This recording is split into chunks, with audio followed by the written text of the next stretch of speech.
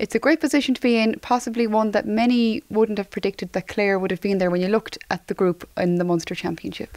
Well, if you looked at the group after one game, you definitely wouldn't have predicted that Clare and Cork would end up in the Munster final.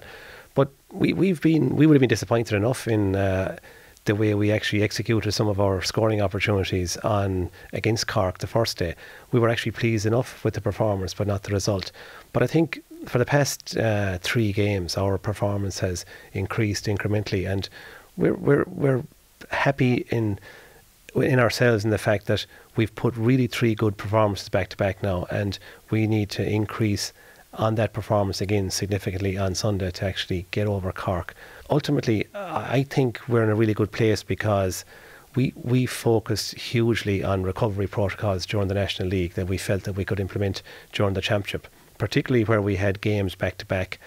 Kelvin and his team really they focused on different protocols and different options, and what we found was, rather than one size fits all, different recovery protocols and options worked for different players.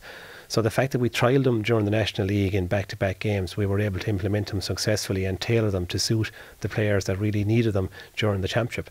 And that's been one huge factor for us, is that the recovery has worked really well. The schedule has fallen nicely for us. We've played 2 games, we've had a week off, and then we've had 2 games again. But the third thing as well, that there has a huge amount of leaders stepped up in the team. Slowly but surely, the players are now actually accepting responsibility on the field. They're not looking to the sideline for guidance from Donal and myself.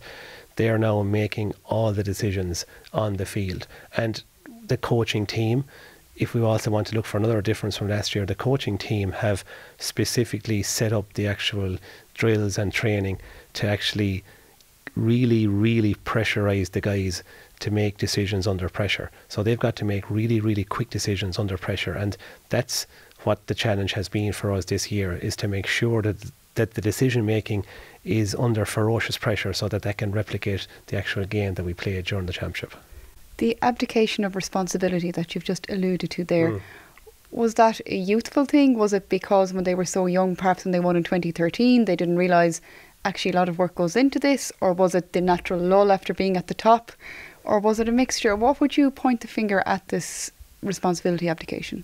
Well, I look at Donal and myself, we work in business, and we're judged every hour of every day on our performance, and we take ultimate responsibility for our performance. The guys that work for us and work with us, they actually accept responsibility and they assume leadership if they're given it.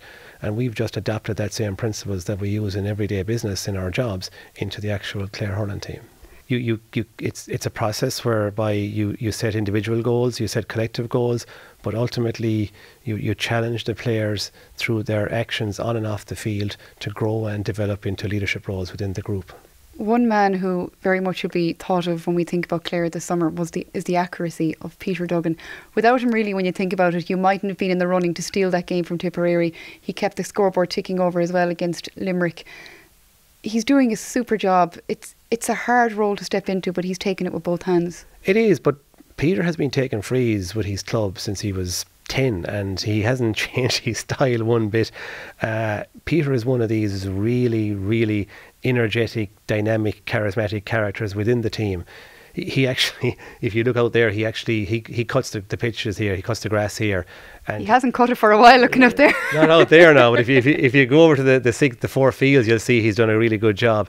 And so Peter is never very far away from a hurling pitch. You know, during the holidays away from college, that's what he does.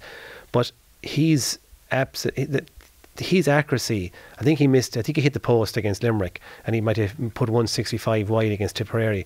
But outside of that, he's been absolutely consistent in his free taking from all distances.